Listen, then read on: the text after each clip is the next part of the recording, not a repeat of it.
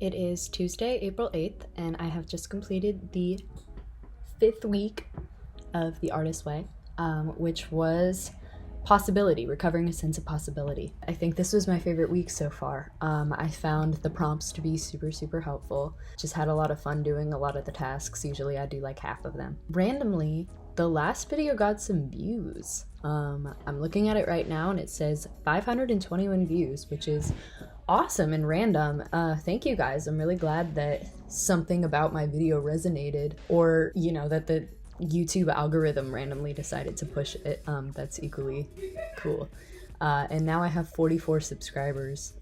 So I'm gonna have to do a 44 subscriber special.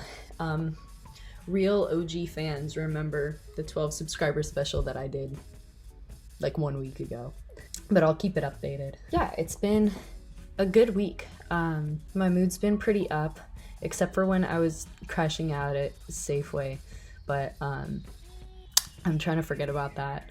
Past that point, I've honestly been fine. I ran the second show that I've organized myself. The first one was a couple weeks ago, and I performed at it, and it was really fun. Everything went super well. I've been amazed at the last couple times that I've thrown an event, how well it's gone. I think that I have the kind of personality that meshes pretty well with the goal of show organizing.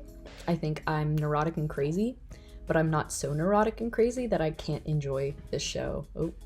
I'm not so neurotic and crazy that I can't enjoy the show once it's happening. At least not at this point. I think I used to feel a lot more anxiety in the moment. I was barefoot. I was running around in a white dress in a backyard, just talking to people, sitting on the roof, talking to boys,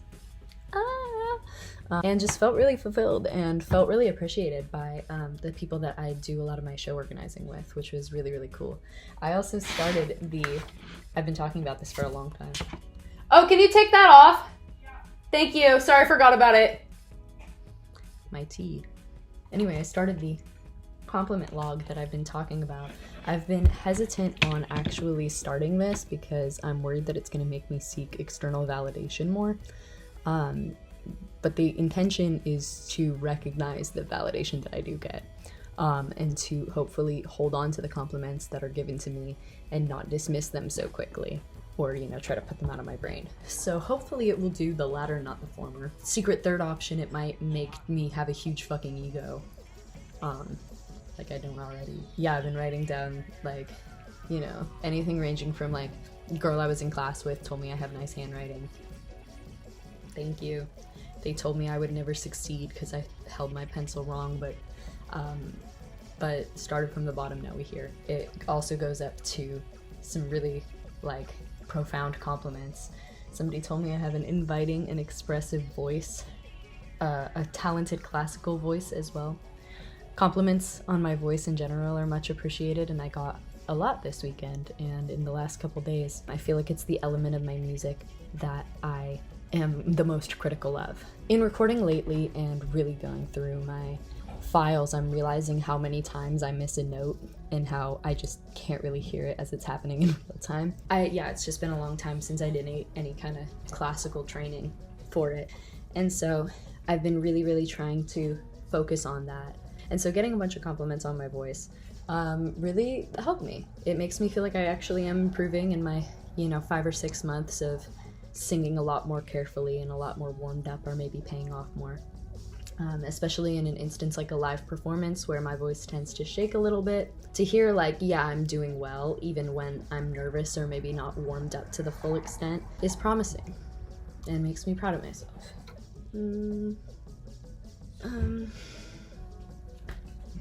Does it look good, guys? Does it look good? Say that it looks good so I can put it in my compliment log. Alright, let's look at some of the tasks. I felt a lot of the tasks and a lot of the prompts just I was flowing with it. I was writing very fast and I seemed to know the answers a lot faster than I usually do. I had to do less self-reflection, less digging in my self-reflection than I usually do. You can't hear it, but there's sirens outside my window, as there always are. All right, here's some quotes I wrote down. I wrote down, we unconsciously set a limit on how much God can give us or help us.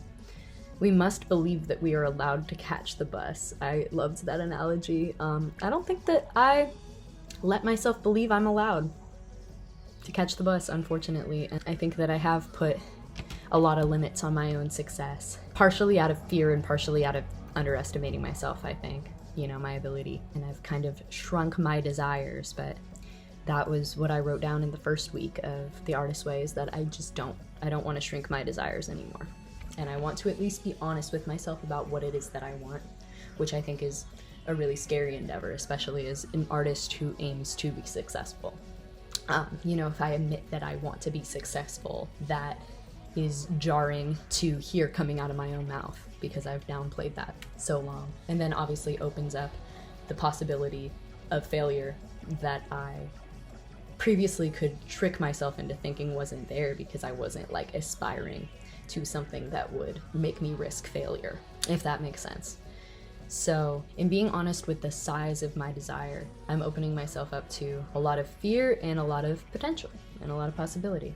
I was actually thinking about the speech that Timothée Chalamet gave recently, where he is like, you know, you're not supposed to say it, but like, I want to be great. Like, I want to be one of the greats.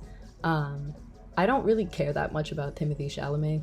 If I'm being honest, I just don't know much about him, but I actually really respected that, and it made me care a little bit more about him. I do think that it's generally frowned upon to be open with what you're aspiring to if you're aspiring to this level of greatness. I think partially because it seems what was I saying? Oh yeah, because it seems, especially in like, you know, he's an actor in Hollywood, it's a whole different fucking sphere of competition. And so I think that because it seems inherently competitive to be like, I want to beat all these bitches and be, you know, the best actor of my time. But I don't think it necessarily needs to imply that, in accordance with the ideas of abundance that Julia Cameron talks about in The Artist's Way, somebody getting an opportunity or somebody achieving a level of success doesn't take any opportunity or level of success away from anybody else. And I think that that's one of the biggest lies that we're taught or that we tell ourselves, is that there are a limited amount of resources and there's a limited amount of potential that we all have, or, you know, we have instilled in us the amount that we already have, and basically there isn't room for more.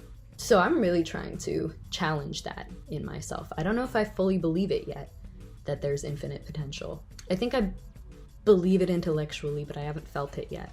So we'll see if that progresses as The Artist's Way goes on. Anyway, so I'm gonna catch the bus, hopefully. I'm gonna tell myself I'm allowed to catch the bus if catching the bus comes to me naturally. I will not deny myself the experience of catching the bus. Since anyone can draw on the universal supply, Since everyone can draw on the universal supply, we deprive no one with our abundance. This is exactly what I was just talking about. She tells you to be wary of wherever you're thinking in like a scarcity mindset. We don't want our luck to run out. We don't want our talent to run out. We don't want to run out of ideas. I've definitely been scared that I'll run out of ideas in the past, like once this album is out. But that's not true. And it's...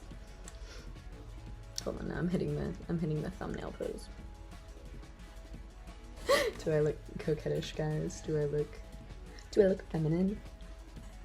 All right, I was like, my ideas will run out, but my creativity has begetted my creativity. I've become a lot more prolific and had a lot more ideas. Some of them bad, some of them good. The more I've been creative and the more I've acted on the creative impulse. But I do think of the general world as having like a set amount of opportunities if I don't catch myself and tell myself, I don't think that. I do believe in an abundant world. I do. I wrote down, the desire to be worldly, sophisticated, and smart often blocks our flow. I don't really know what that means yet, but it felt relevant, and so I feel like I will figure out what it means. She asks, what next step am I avoiding? What dream am I deeming impossible? This is scary. I don't want to think about it, but I will think about it because I'm doing The Artist's Way. Let's skip ahead, shall we? I write everything in this notebook at this point. If you have been here since day one of 5 weeks ago, you will remember the schizopad. The schizopad fell apart, but it is still back here, and I might start using it again. It's just been sitting at my chapel window, but like this notebook is gonna run out really fast if I keep using it at the rate I am, so I might have to switch.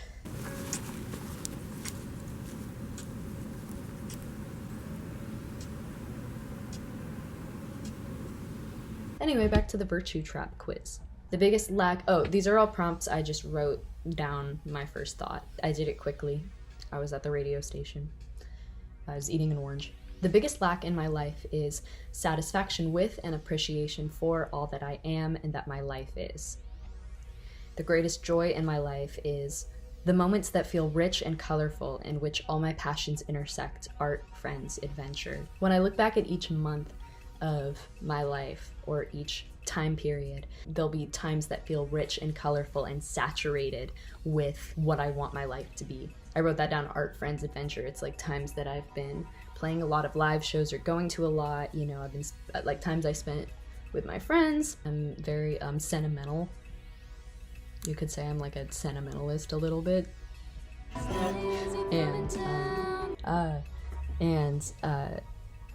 Where was I going with this? I think I just wanted to say sentimental.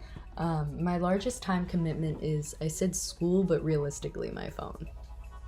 School is what should be the biggest time commitment, but it's not. It's that damn phone, which is a recurring theme, but my flip phone comes in 2 days. Number 4, as I play more, I work more efficiently and with more passion and inspiration. I feel guilty that I am so self-centered and self-focused.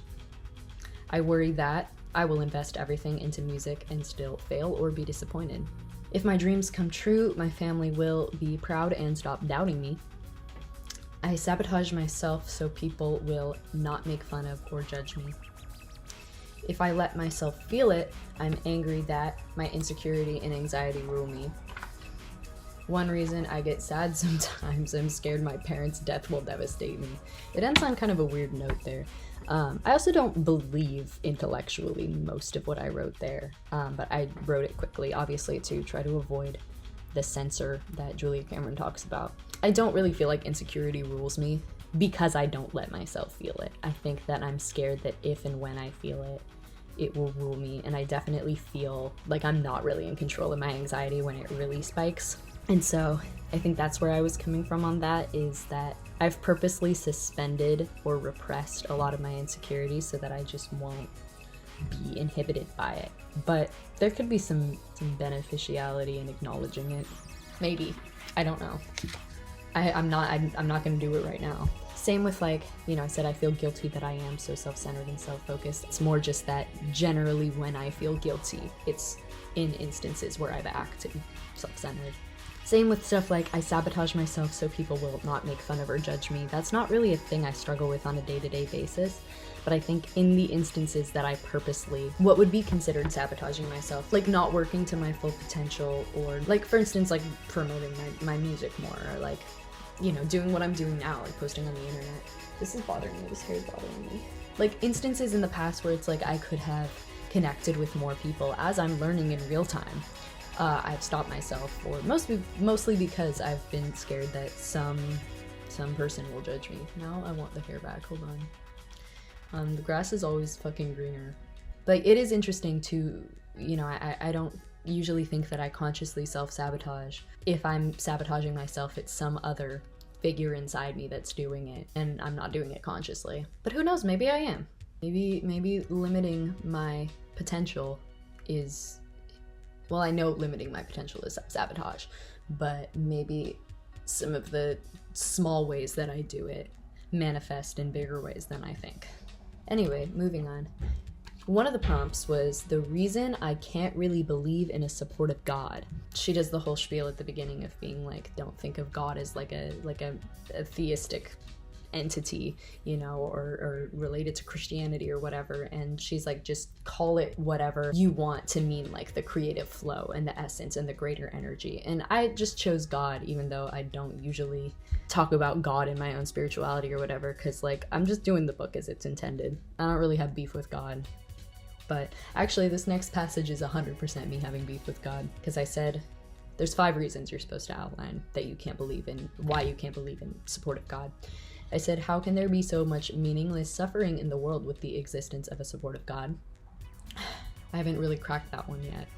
I said, how can this well of potential inside me really be infinite and replenishing? Isn't it bound to run out at some point? I don't believe that. Why haven't I achieved the extent of what I want to achieve yet if I've been putting in the effort to do so? God, how can there be an infinite amount of possibilities if not everyone who deserves an opportunity gets one? This is the main thing, TBH. And I haven't cracked it yet. Number 5, I said, it's just hard for me to believe in predetermination or anything similar to it. Philosophically, religiously, creatively. I probably don't need to believe in it to have a healthy relationship to my creativity, but whatever, that's the first 5.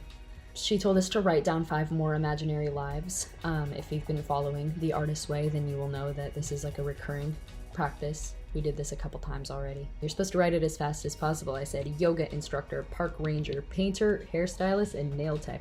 Nail tech is really funny because this is what my nails look like all the time. And this actually looks way better than usual because I bite them like chronically. But I think I've just been thinking about getting a manicure. So if I were 20 and I had money, I'm 21 and I have a little bit of university money. I have a little bit of financial aid. So these adventures aren't fully out of my grasp. I said I would travel to a tropical place, dance at local clubs, swim in the ocean, and stay in an Airbnb with my friends. I said I would do a solo trip to Montecito Inn or another B&B in Santa Barbara. Espresso machine, robe, writing, solitude. Probably a hotel pool as well. I said backpack through Europe, hostels, philosophy cafes, whatever the hell that means. Woof. I said I would do the WOOF program, I'll put it here, the WOOF program. And I would work on someone else's land. I just wrote down random locations, Brazil, Sweden, Thailand. I also would love to do like a religious place of worship tour. I want to see some mosques and monasteries and cathedrals. There's a beautiful monastery I like randomly stumbled upon in the middle of goddamn nowhere. And I like took my shoes off and prayed and whatnot. 10 ways I'm mean to myself. Time to be vulnerable on the internet. It's not that vulnerable. I said I pressure myself to feel differently than I really do or to get over things quicker than I can. I shame myself for acting out of character, e.g. insecure, shy, disengaged, etc. I deprioritize my own self-love in favor of romantic or even platonic love. I don't ever celebrate my met goals or successes. I bite my nails. I go on my phone even and especially when I have no desire to do so. I oscillate frequently on the subject of deserving, whether or not I deserve anything. I usually don't think that I don't deserve anything, but I don't really feel that I do either. It's neutral. I'm still working the matter out. I allow myself no conscious rest. I expect myself to be exceptional in every way at all times, and I don't take time out of the day to cook, move my body, or go on adventures. Again, these are very broad, general statements. This is what I do when I am mean to myself. I'm not always. 10 items I would like to own but don't. I wrote down my 10 items, and then I wrote down 10 items I've bought in recent times that I am glad that I own, because I'm scared of falling victim to consumerism, as I have so many times in the past. So it's kind of nice to list out your possessions sometimes and like really appreciate them in that way. Let me fix my hair again, Jesus Christ. 10 items I would like to own but don't. I said a smaller point and shoot digicam. I want bright yellow sneakers, alternatively bright red, Samba's, New Balance, etc. I want a tiny little form-fitting slutty black mini skirt. I want a big luxurious black fur coat. I want a leather jacket that isn't falling apart. Real ones. Remember my story about my keys falling out of my jacket. Real ones from 3 weeks ago when I had basically the same amount of subscribers that I do now. God bless. I want a key necklace. I just want I want a key on a piece of thread and I want to put it around my neck. This girl that I was in love with in high school, she had one of those, and I just remember, for some reason I thought that was like the pinnacle of her essence. I was like, that's the pinnacle of like lesbian beauty. somehow. Now I have this rock that I put on a chain that I found at home. It's supposed to be, it's like a hag stone? Portal to another universe. By the way, if you even care. Good curly hair products, more Philosophy body wash. I just ran out of the white pear one that I've had for years. A bigger, better MIDI keyboard, such as a Rolly keyboard. I like the teenage engineering products too. And a PA that works would be great, because mine sounds like shit. It looks great. It's above me, but it sounds like shit. And then items that I own. I have a thong that says philosopher on it. If I wasn't terrified of men on the internet, I would show you guys. I'm wearing it right now, but I'm scared. Actually, I'm not scared. I just don't fuck with y'all. Creeps. Red Purple Hair Dye, Jazz by Toni Morrison, and How to Do Nothing by Jenny Odell. That's what I'm reading right now. Brown Glossier lipstick, which I'm wearing right now. New gray stripe duvet. Handmade tank top from Depop. Almost wore that today. Just couldn't find pants to wear with it. Garage parachute pants. Should have worn those pants. Henry Miller tote and a Miffy and fish chain. Those are two separate things, but they're on the same chain. I love fish so much. I love fish. I got influenced to get they brainwashed me to get a Miffy keychain. My favorite creative block. I said that there's what somebody looking at my life from the outside in would say is my favorite creative block, which is that damn phone, because I spend so much time on it. But my actual favorite, like the only one that I actually derive pleasure from, is blowing off the studio to do other things. And I feel that bubbling up inside me right now. I'm supposed to go to the studio tonight, but Julia asks, what is your payoff for being blocked? And I said, I remain in the this is the important part of the video, guys. Get ready. My payoff for being creatively blocked. I remain in the false sense of comfort and safety afforded to me by convenience, underachieving, stagnant routine, and the illusion of a risk-free life. And the person I blame for being blocked, I said, realistically, myself. I don't put it on anyone else.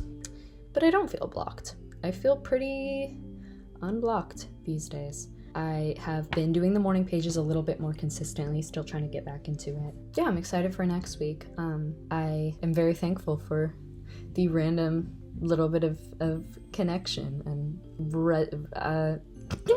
I'm happy that my channel has resonated with some people on the internet. And if you're here, hey, hi guys. My name's Cadence, and I make music, amongst other things. Check it out. Link in bio. Subscribe. I love you all. Stay tuned for week 6. Yay!